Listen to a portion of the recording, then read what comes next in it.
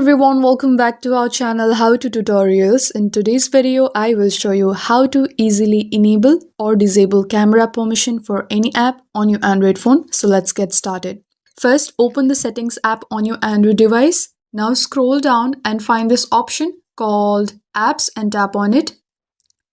And search for the app you want to manage. For example, Instagram, WhatsApp, Facebook, TikTok, any app you want. Let me go with WhatsApp for now. Now tap on permissions. Now scroll through the list and tap camera.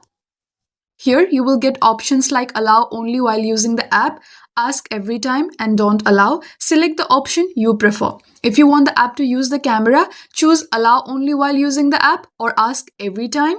If you want to block the camera for the app, tap don't allow.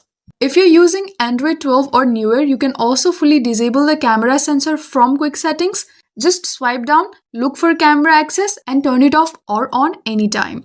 And that's it. This is how you can enable or disable camera permissions for any app on your Android phone.